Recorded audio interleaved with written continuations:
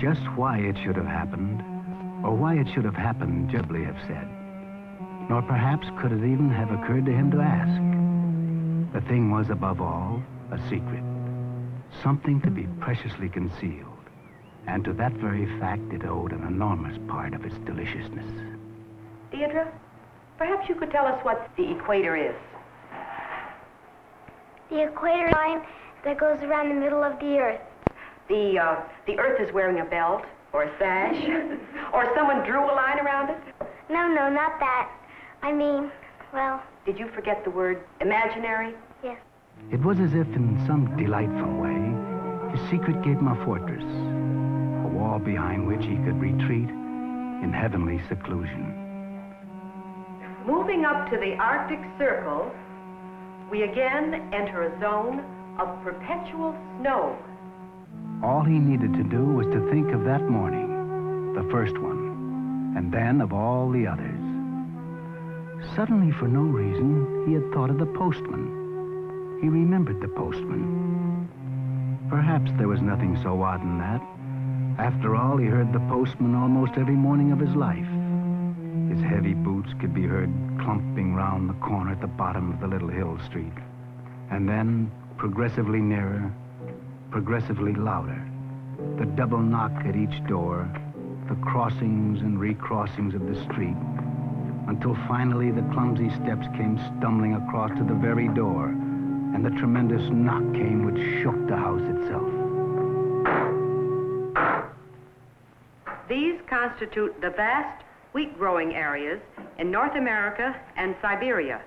But on that particular morning, the first morning, he had for some reason waited for the postman. But when at last the steps were heard, they had already come round the corner, a little up the hill to the first house. And even so, they were curiously different. And he had understood the situation at once. Nothing could have been simpler. There had been snow in the night, such as all season he had been hoping for. And it was this which had rendered the postman's first steps inaudible, and the later ones faint. And even now it must be snowing. The white ragged lines drifting and sifting, whispering and hushing, seething, getting deeper and deeper, silenter and silenter.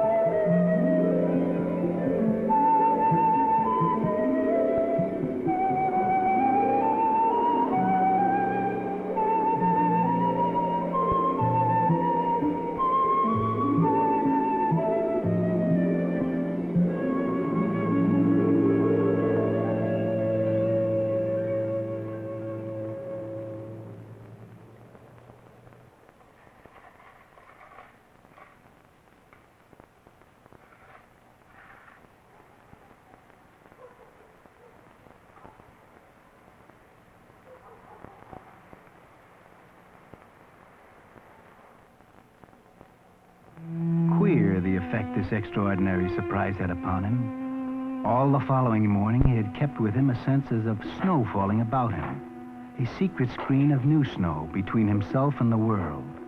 If he had not dreamed such a thing, and how could he have dreamed it while awake, how else could one explain it? He could not now remember whether it was on the first or the second morning, or was it even the third, that his mother had drawn attention to some oddness in his manner.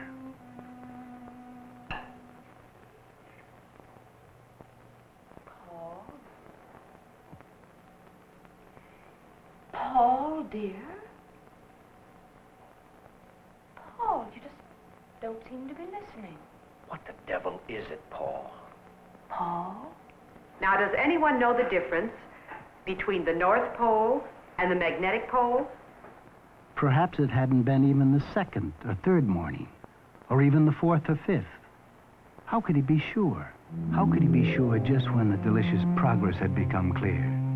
Just when it had really begun? All he knew was that at some point or another, perhaps the second day, perhaps the sixth, he had noticed that the presence of the snow was a little more insistent, the sound of it clearer, and conversely, the sound of the postman's steps more indistinct.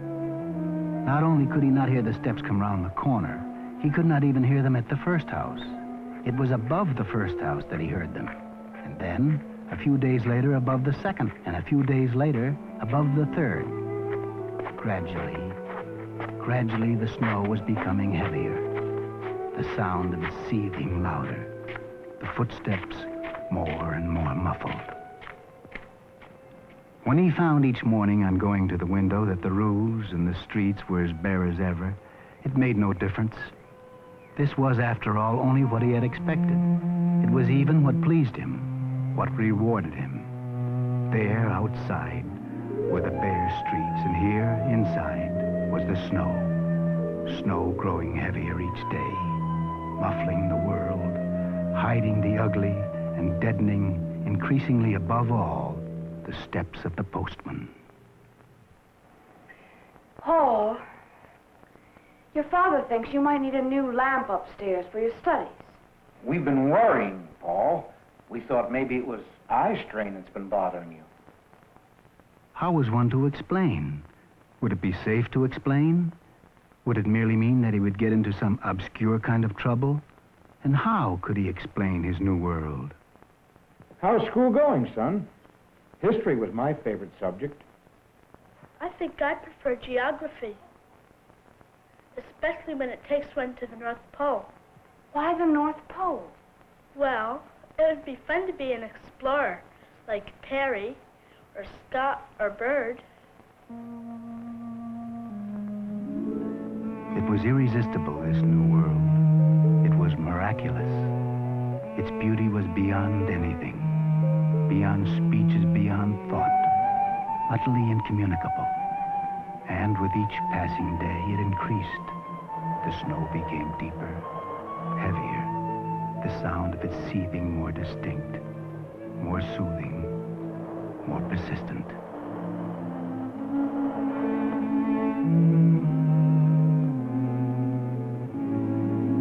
Perhaps we'll ask Paul. Paul? Paul? If this goes on, we'll have to see a doctor. We can't have our boy living in another world. So far away. There were times when he longed, positively ached to burst out with it, to tell everyone about it, only to be checked almost at once by a sense of mysterious power in his very secrecy. It must be kept secret. That more and more became clear.